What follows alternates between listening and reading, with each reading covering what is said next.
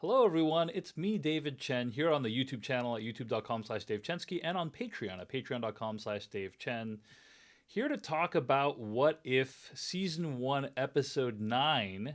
Every week we've been hopping on here, recapping and spoiling every episode of What If, diving into some of the Easter eggs, reflecting on the show as a whole.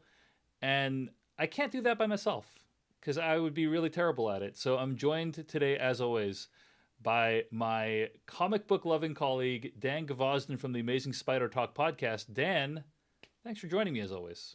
I'm very happy to be here and glad to be the part that makes you able to seamlessly talk to yourself in some way because you can't otherwise. And I'm glad you pointed out that like I'm your comic book loving colleague because I was really thrilled this week to make some recommendations for you in the comic book front, especially pertaining to any shows we talk about in the future. Indeed. Dan gave me some comic. Basically, here's what happened this week. Dan Gvozden, somebody tweeted like, "Hey David, you should consider reading the Hawkeye comic book if you and Dan recap the Hawkeye show." And I said, "Okay, I'm open to that." So then I asked Dan like, what's the Hawkeye comic book?" And you sent it to me. And then I said to you, Dan, I need you to recommend other comic books because I can't just make a single purchase of a Hawkeye comic book because that's going to depress me too much. So you threw out a bunch of other ones, and I was really grateful for that. Why don't we just list those off, actually, if you don't mind me saying which ones you shared with me. So Yeah, go ahead. you shared with me Hawkeye by Matt Fraction and David Aja, Firepower by Kirkman and Samney, Black Hammer, Amazing Spider-Man Volume 1 Coming Home, and also God Country. So those were the comic books that you recommended. I just was like, give me just general interest, high quality comic books that I should check out. I want to get more into this world, know my stuff. And those are the things Dan Gvozden recommended. So feel free to hit the rewind and listen to that if you want to hear what I purchased over there on Comixology is how I purchased those. So Yeah, and if that Hawkeye run from Matt Fraction and David Aja does not turn you around on their feelings about the character of Hawkeye, nothing will. all right. Well, the gauntlet has been thrown. There it is. Speaking of being turned around, what if episode 9? So I just want to say thank you to all of the people who have listened to us talk about this show for the last 9 weeks. There are dozens of you. And we're great. Like every week, always some people turn out in the comments of the Patreon or in the comments of the YouTube page, and they say, "Hey, I'm not even watching the show anymore. I'm just enjoying listening to you and Dan recap it," and that's nice. Of course, when we've done other shows, it's usually been thousands of more people than have watched us do this one. Right. But it's nice that there's still like a nice core audience who value what we do here. So we really appreciate it. Uh, you know, I've said this 5 times already, and I'm going to say it again. When we start doing shows like this, you have no idea how good the show is going to be, what your reaction to it's going to be. And sometimes it's like, oh, this is really exciting, lots to talk about and think about. And sometimes it's like, it's okay, it's all right. And I think this one definitely, and sometimes it's like, okay, that's outright bad, like Falcon and Winter Soldier. This one was definitely kind of more on the, it's fine, like I didn't hate it, didn't love it, but there's like a handful of interesting things to talk about.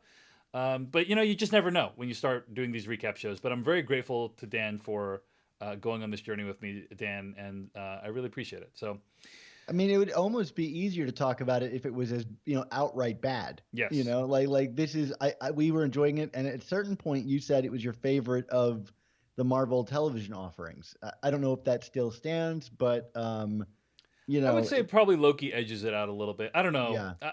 I don't know if it's my favorite at this point. I would say probably it's Loki, WandaVision, What If, Falcon and Winter Soldier. That's I kind think of that's pretty fair. yeah, Yeah. yeah. All right, so we arrive at the finale. Now, I thought the finale delivered on a lot of what Dan Gvozden wanted, which is the whole series. You've been like, "Hey, when is Watu going to get involved in things? When are we going to see him get involved?" And finally, he got involved and created an Avengers-esque team up to try and stop Ultron from taking over the multiverse. Did Uatu getting off the sidelines, getting into the game, did this kind of fulfill your expectations for what you were looking for here? Weirdly, no. I mean, I think there is some thrill to be had in this episode, but I think my main problem with it is that Uatu still seems like a character that's off on the side. I mean, maybe that's just his eternal role, but for an episode called like "What If the Watcher Broke His Oath," I was kind of hoping for more from Uatu in terms of what it would mean for him to get involved. Like, are there consequences to breaking your oath? Like why does he hold this belief so firm? Like, I know why he does in the comics, but I think it was an opportunity to establish that more firmly here within his role in the MCU, which I imagine would be different because the reason he doesn't get involved in the comics is kind of silly. Um, I mean, whatever. He's a cosmic being that can stop anything. It's all silly. But Yeah, yeah. you know, barring that, like we accept some silliness because it is comics and superhero stuff. But I don't know. I mean, like I think they're trying to play with this idea of like the Watcher as an audience surrogate and the value that these stories have to us. Except that, like, I feel like that goes against the very core like way that this show was done, which is to say a lot of these stories weren't self-contained. They all seem to be building towards this moment. And so for like the watcher to like espouse his love of each of these stories, I'm like, I wish these stories were stronger. So I agreed with you, the watcher, but also like, who are you? Like, what does it mean for this change to have happened that we've been saying can't happen for the whole season? And I just thought that was kind of disappointing. As fun as it is to watch all these characters' powers bouncing off each other and going up against a big level threat. Yeah, I think that's a great point. The question is like, what are the implications of the Watcher intervening, right? Ideally, you would at least start to explore that in an episode like this, and I don't really feel like they get into it at all. If anything, I think they actively ignore it. Yeah. Um, but it also raises other big philosophical questions, Dan. Like, uh, if the Watcher can intervene, what does this say about all the times that he did not intervene? You know, Right. what about the literally trillions of people that have died on the Watcher's watch? Right? Does that mean that their blood is on his hands in some way? You know, like because he could have intervened. I wish that the show gave us enough information about the Watcher, who he is, what he's doing, what his whole deal is, for us to even. Some people might argue, oh, well, the show raises those questions. And I would argue it does not do a great job of raising them, right? Because we don't know enough about the Watcher and what his sort of rubric is, what his like method of operating is to really fully kind of grasp the implications, unfortunately. All that said, I am a fan of. I had a lot of fun with this episode because, if you wanted to see like a bunch of disparate characters team up, in kind of the template of Joss Whedon's The Avengers, I feel like this episode really gives you that, Mm-hmm. and that's kind of delightful. It's kind of delightful that they did that in a TV show. It's just kind of cool. They're like, hey, remember the thing we did in movies over the course of like 23 24 films over a decade or so. Well, we're going to do that in a 9 episode season. And on that note, Dan Gvozden, kind of odd that it was 9 episodes. 9 episodes is a weird number for a Yeah. season, don't you think? Yeah, And it is for they're sure. usually like 10, 12, 13. So it's like, 9 episodes. That's weird. It's a weird number. It's made even more weird by the fact that one of the heroes that Watu pulls people from seems to be from a reality that we have not seen on the show yet. Yeah, 100%. I mean, the word has kind of gotten out that this is like a cut episode. Like ever since it was announced there were 9 episodes, there's been rumors of this, and seeing it here is obviously direct confirmation in some way of it. That there's like a Gamora and Tony Stark episode that we missed. They were actually selling toys of this. In the source, you could get like a Hero of Sakaar toy that's like Tony in the Hulkbuster armor. So Mm. like there were like long-standing plans to release this episode, but the rumor is that because of COVID, they had to kind of bounce it to season two. So like the episode still exists, and we will get it at some point. Um, but from what I've heard is that like it's about Tony at the end of Avengers where he's got the nuclear missile and he's going into outer space, and instead of directing it at the Chitauri, he directs it at Thanos' ship and kills Thanos, Mm, or at least destroys the ship, which allows Gamora to kill Thanos, and then Tony winds up on Sakaar from Thor Ragnarok, where he's kind of in this arena battling, and Gamora shows up there to basically like get revenge on the guy that destroyed like her family in some sort of way before they kind of team up with each other. So that's the kind of rumored plot line of that episode. got it. I, I had the most bizarre reaction watching it. I'm like, wait a second, I don't remember that at all. Because I remember the Tony Stark voice, and then I was like, did Tony Stark and Gamora like team up? It's just it's bizarre. It would be like watching the Avengers, but they never released Thor, before the movie happened. It just is like you feel like you're coming in mid story, and it's just weird. It's just weird. That said, It's like when I have to take my wife to go see an Avengers movie, and she's like, "I never saw any of the Ant-Man movies. Who is this guy?" yeah. All in the game in the chat says was confirmed by Brad Winderbaum, exec producer, that COVID pushed it to season 2. And on the one hand, as a viewer, it's like, wow, that's bizarre and disorienting. On the other hand, it's a miracle that any media was created during COVID at all. Like Right. for a wide variety of reasons, logistical, emotional, spiritual. Good on them for saying like, hey, doesn't matter that you didn't see that episode. We're pressing forward with the finale anyway. Like, God bless them, because it's hard enough to get through this world right now when you're not trying to make a popular hit Disney Plus show. So What you're trying to say is it's really just a miracle that they created a TV show. that's right. At the end of the day, it's pretty impressive that they made a TV show. So Yeah, sorry, I didn't want to steal your line, it's but okay. It's it was okay. right there. Yeah, it's right there. Okay, so what happens here? Basically, Uatu goes to these different universes, pulls people out of the universes, and is like, we got to team up to stop this Ultron guy. I gotta say, I'm a little bit confused as to like why he chose these specific people. Other than that, we had seen episodes about them in the What If series. It's like, were these really the most powerful people ever? You know what I mean? He's got limited channels, David. Like this is all he was able to see, Like there's only so much time. It's like, why are Natasha and Hawkeye part of the Avengers? It's like you have like massive indestructible Hulk guy, person with hammer that can smash through anything, and then somebody who's really good at firing arrows. That's kind of the dynamic it felt like with this new Avengers crew. Like the powers felt very uneven. You know what I'm saying? I mean, but even from the episodes that we've seen, right? Like he pulls Killmonger, who like ostensibly he watched that story play out as horribly as we did, and he decides to take that guy on the team, which obviously backfires eventually.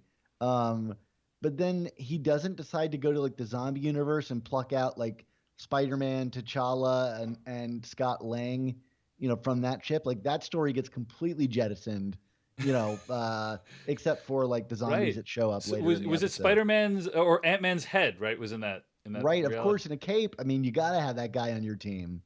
Well, they did get Zombie WandaVision, or It's Zombie true. Wanda. So it's not like they completely ignored that reality, right?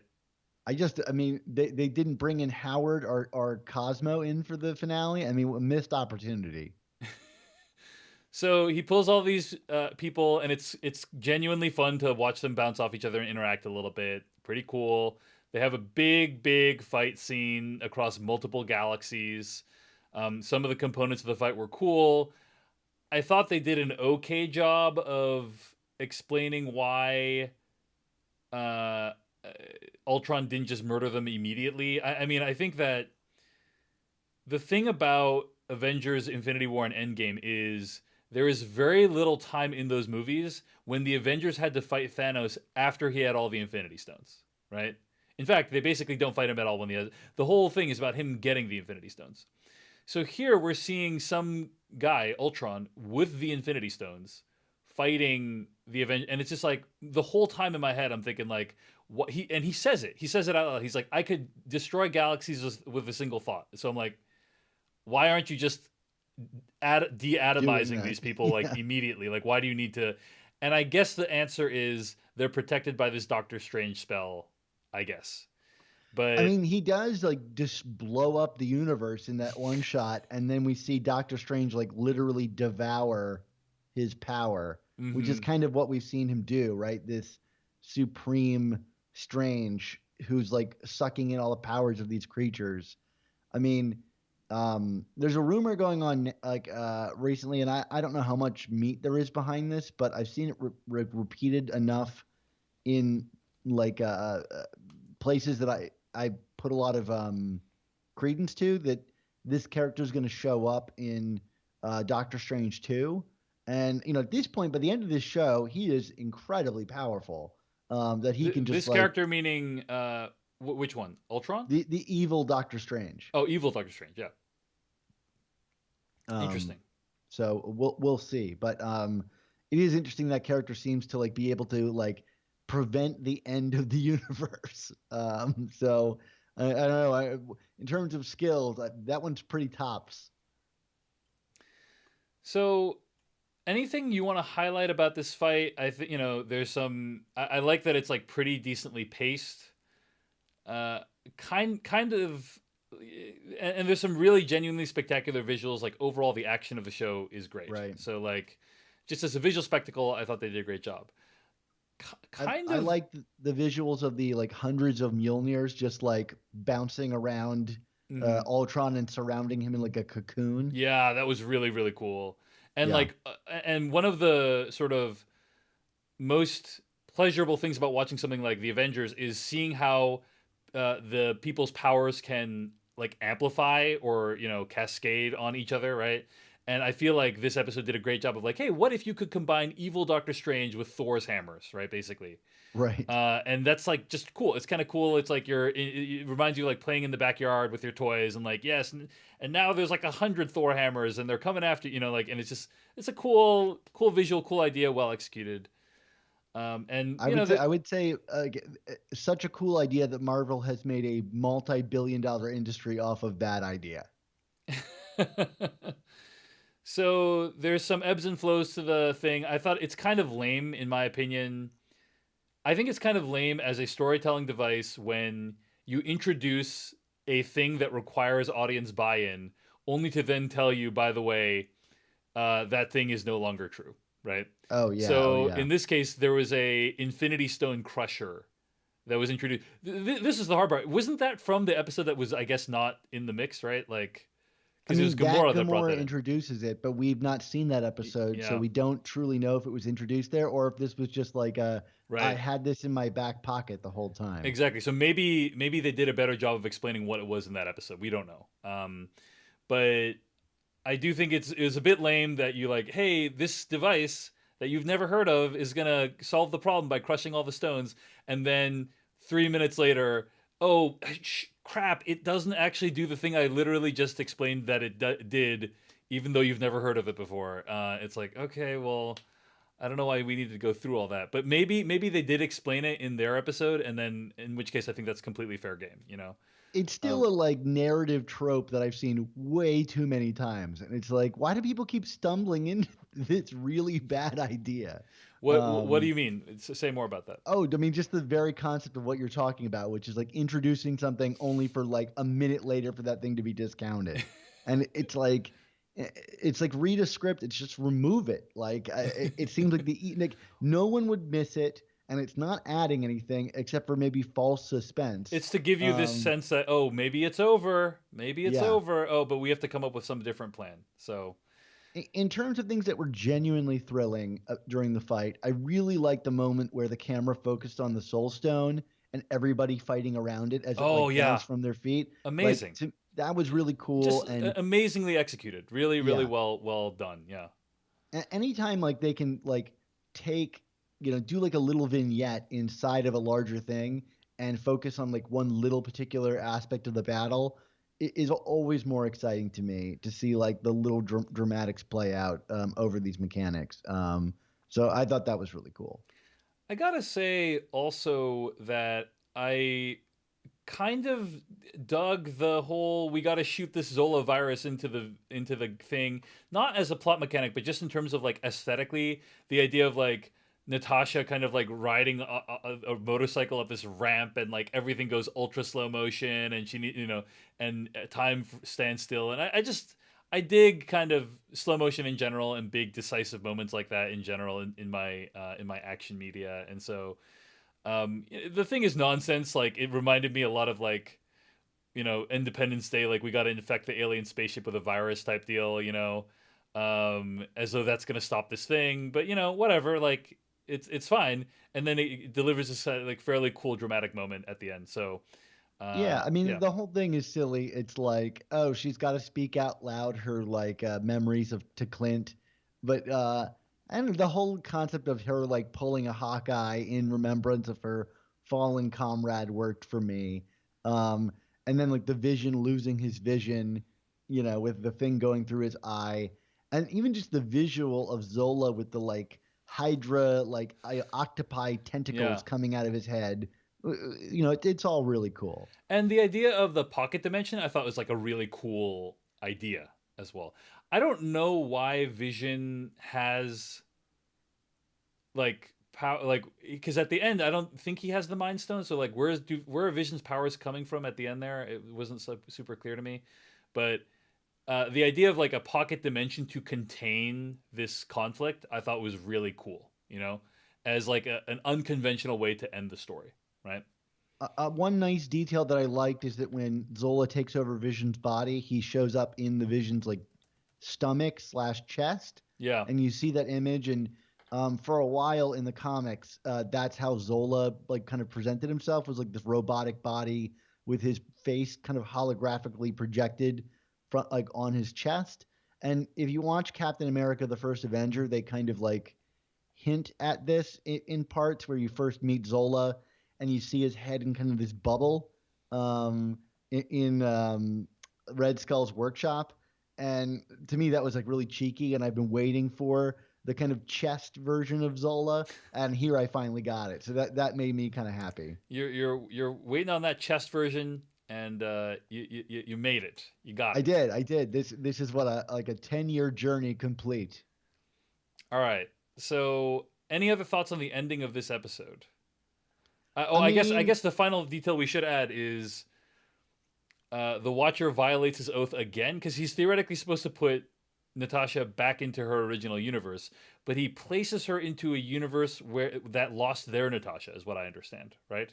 yeah, I So thought he's it like, was funny how he justified that because uh, like not Black Widow, Carter is like, hey, can you put me back in my original time? And he's like, no.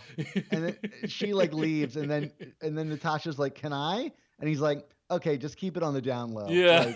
Like we'll do it though. um, and again, I feel like narratively it's like okay, I guess it makes for a cool moment, but like what is Watu getting in trouble? Like, is he upset about any of? Is he like torn about any of this? You know what I mean? Like, we don't know. We don't No, know. no, Yeah, which is a bummer. Like yeah. I want to know more about that character. So she gets returned to the world from episode 3 when Loki took over. Right? Is kind of uh, is the one you're referring to. So and she was she killed by Hank Pym in that episode? Is that the same one I'm thinking of? Yeah, she was. Yeah, We never saw her get killed, yeah. but she's like in that She's in the library and library. Yeah, yeah, right. yeah. All right. So So those are some assorted thoughts on what if season 1 episode 9. Dan Gvozden, we've come to the end of a long journey, much longer than I thought it would be. Let's talk about overall thoughts on what if season 1. Take us through your thoughts.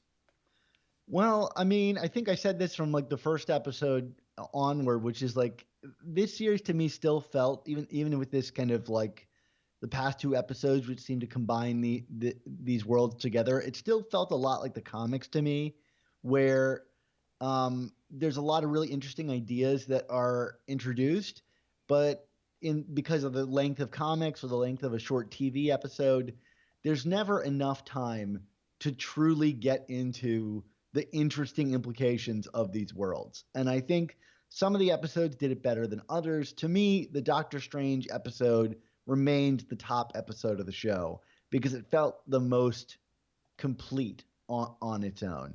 And to that regard, I feel like the weaknesses of this season are that the same weaknesses that you could kind of level at the Marvel Cinematic Universe um, on a whole, which is that to say like sometimes they can really value the kind of connections between things over individual stories within that are self-contained in movies. The idea that the whole is greater than the parts, and I think that's kind of evident here in that each of these anthologies, very few of them were altogether satisfying on their own, but were interesting enough.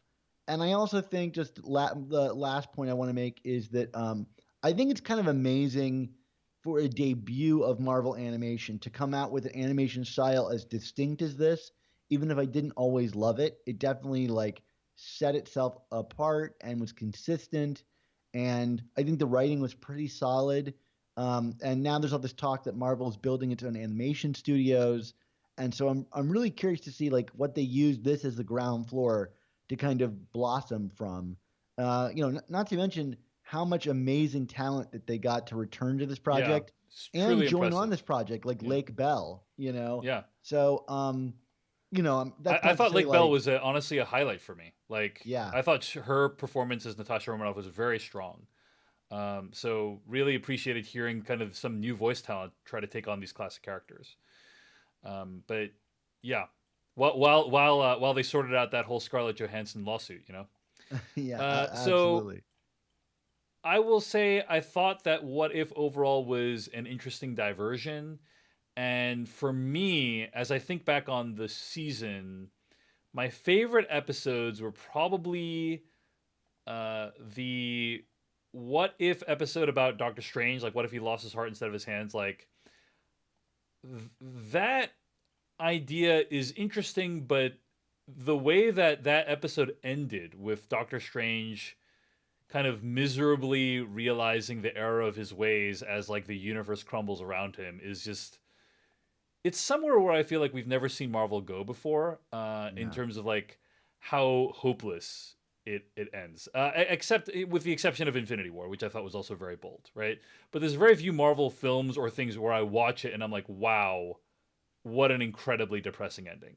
And Infinity War was one of those things I still and as a result is kind of like one of the highlights of my movie going experience in my entire life. Like I remember where I was, which theater I was, watching it when like all those characters like disintegrated and like the audience is just in shock like when the movie ends like right there and it's just like incredible.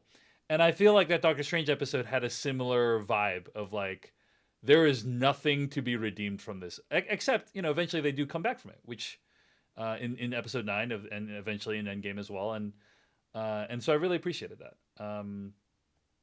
So by the way, Matt is asking about the credit stinger with Agent Carter. Did you catch that, Dan Gvozden? I did, right, where it suggests that Steve is still alive or maybe in Yes. some kind of like cryo sleep inside of the Iron Man suit. Um, I mean, we had long been told that Captain Carter would be returning for season two. And, this is a totally fine capper on it. I wasn't super enraptured by the Captain Carter story, but the idea of like a young Steve and a young Peggy in modern day, um, it's the first real deviation I felt like that really, because even at the beginning of this episode, it's kind of just beat for beat copying Captain America Winter Soldier. Like, but doing this really introduces a wholly complete wrinkle into that story that I would actually be interested in following up on. So going back to what I was saying, I like that the show went in some different directions. There's also the episode where the all the Avengers got murdered, and it was kind of like this murder mystery style. Didn't really stick the landing in my opinion because the solution, quote unquote, to the murder was so it was like I think the strongest murder mysteries are the ones where you can actually solve it, right? Right. And they give enough clues for you to solve it. And I felt like it came out of nowhere a little bit. Like I don't. Maybe there's people out there they're gonna be like, I knew it was Hank Pym after that failed mission with Hope Van Dyne. You know, I knew it. I just guessed it. And it's like, okay, great, good job. I don't feel like they personally gave enough information for you to really understand that. But I like the idea of like, ooh, like murder mystery, like really interesting as a format. So those were like the strongest episodes for me. Is when they really showed uh, different tones than I think Marvel is typically known for. As you think back on the show, were there any kind of highlights for you, Dan Gvozden? I mean, those two episodes are probably my highlight. I liked some of the writing. Like I think about the monologue that Peter Parker gives in the zombie episode as like kind of like a nice piece of character writing.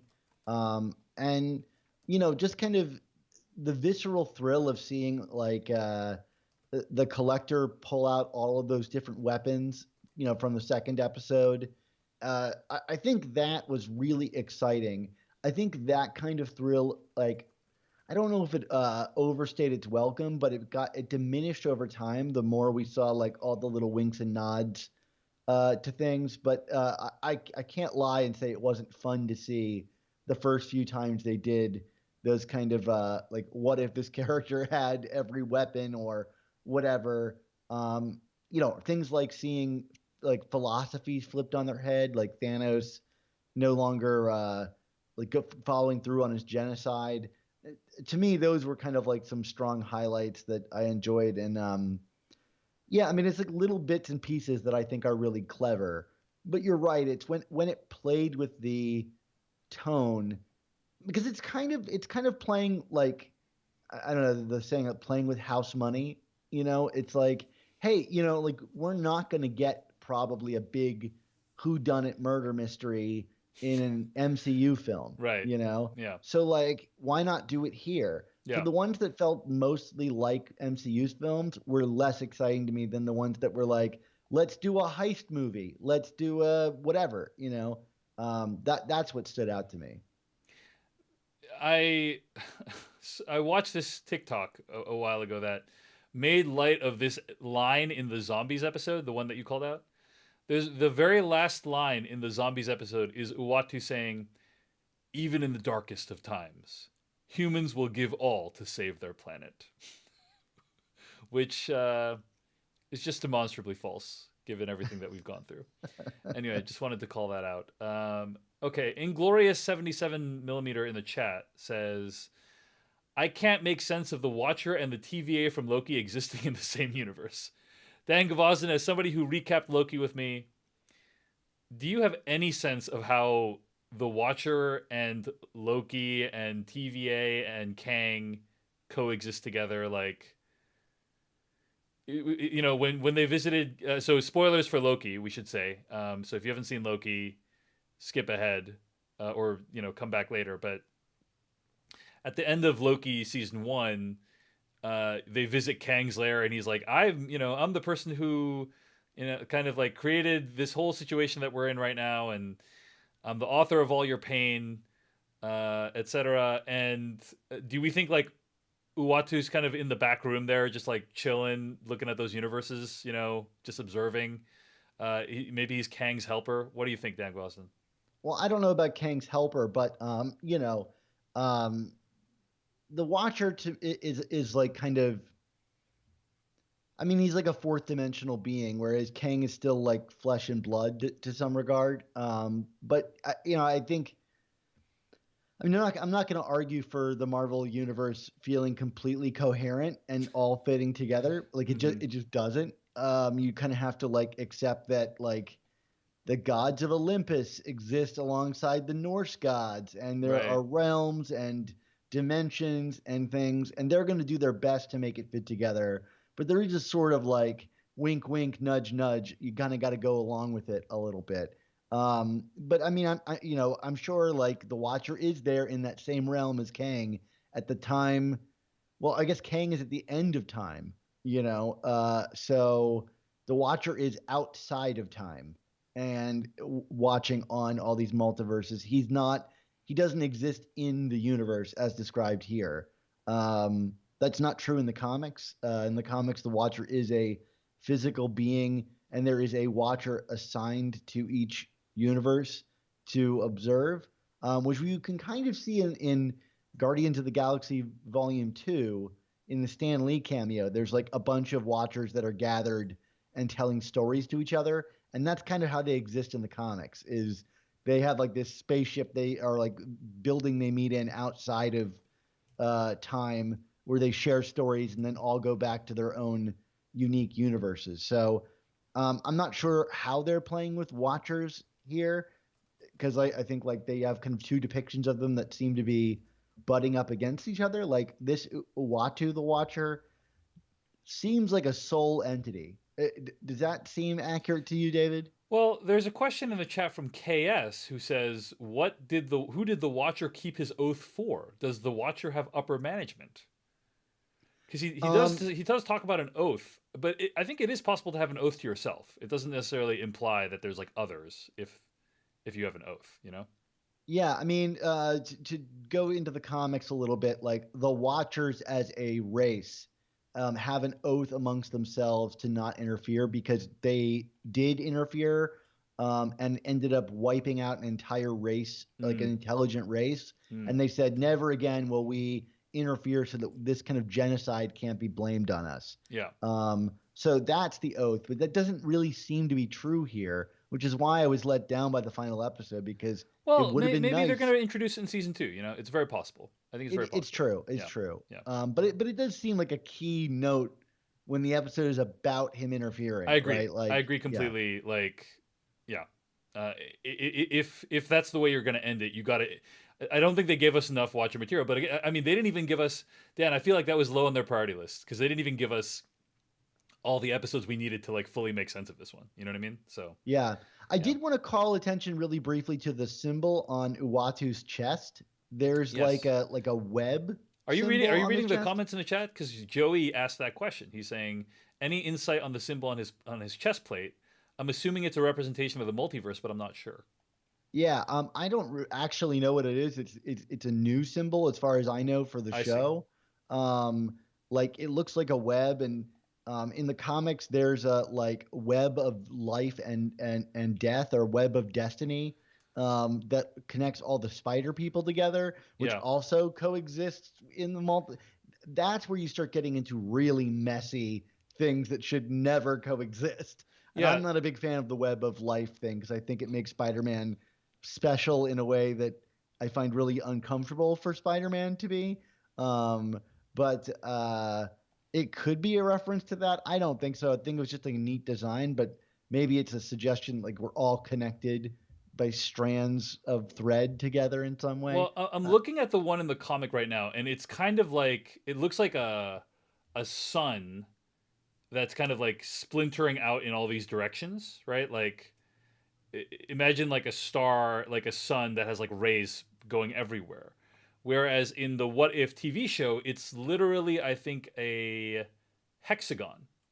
So it's right. much more modern, I guess, right? It's much more like corporate, uh, what his chest plate is.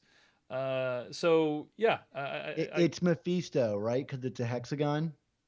I guess you tell me, Dan Gvozden. You tell I me. was making a joke, like the whole hexagon and devils thing, Yeah, and yeah, yeah, everybody yeah, wants to find him. yeah, Yeah. yeah. Um, I mean, if you look at the Watcher in Guardians of the Galaxy Volume 2, he has this same kind of like hexagon symbol. Mm, So I imagine it was just like an updated design for that movie, and they kept it here. But it is kind of striking when you see it. It is a pretty distinct difference. But yeah. I don't really have anything else to go on other than like I don't think it really has that much significance, but it is interesting.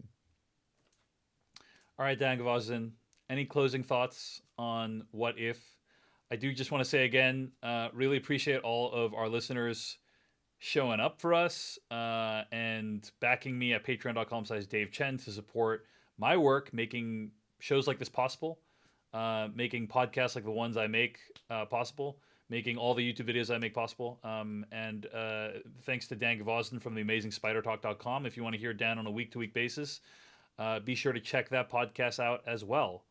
But yeah, any closing thoughts, Dan Gvozden? I thought this was really fun, David. I mean, echoing your thoughts from the start of this, which is like it's a lot easier to talk about stuff that you love or hate, and just enjoying something. It's kind of like checking in with an old friend. And so at the very least, I had you to go along with this for me on this ride. Really, this is just this.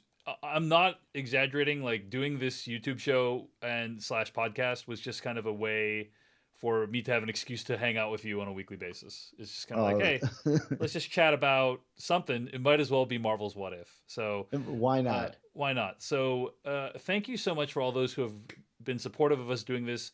We will try to continue doing this in the future.